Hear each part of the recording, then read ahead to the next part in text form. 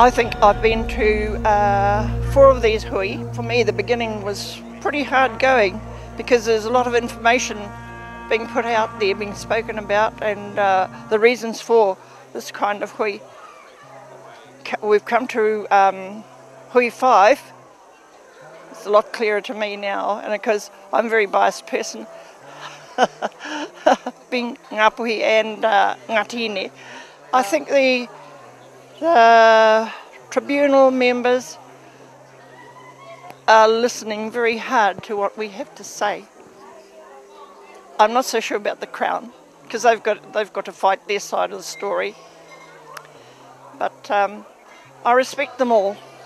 Being the Crown, they've got to fight. They've got to fight the argument on behalf of the Queen.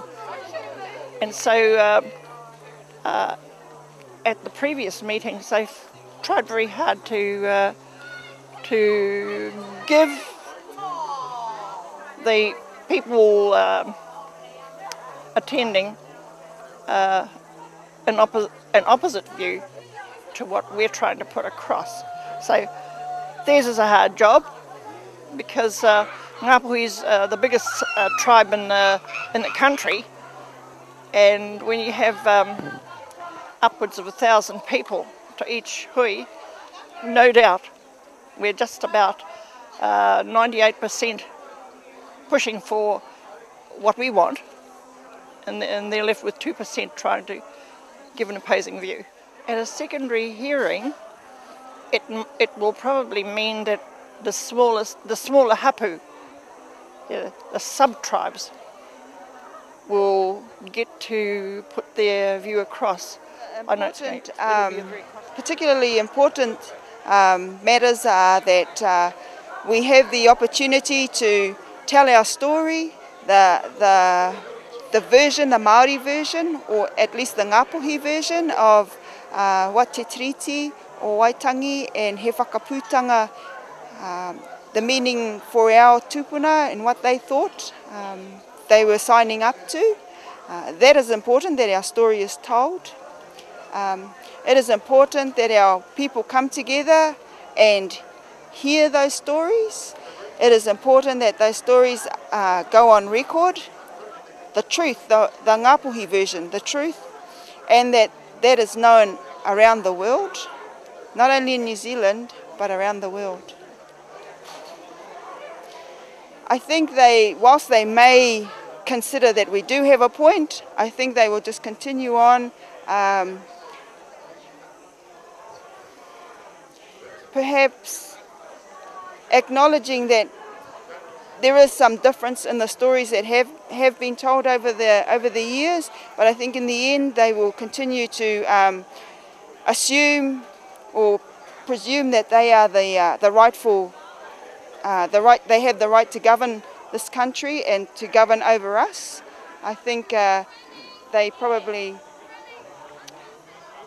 in their minds, there is a way of buying their way out of it. That is my thought. Acknowledge perhaps that there is some truth there, and here we'll pay you out Māori so we can move on. But their view would be quite different to our view. The outcome that we want is an acknowledgement that, and that is probably the most important outcome, is an acknowledgement that yes, Māori, you are actually right. Ngāpuhi, you are right. Your version of history is right. And now how can we work together to go forward? The government's policies and processes, as is shown in the settlements around the country to date, they end up dividing our people. They end up causing us to fight amongst each other. And why? Because we're being asked to accept what is on the table. This is the process. This is the way forward, Māori. Accept this is the way forward. This is all we've got to offer you. So you have to either comply with this process or else there's no alternative. Oh, I definitely support stage 2 hearings.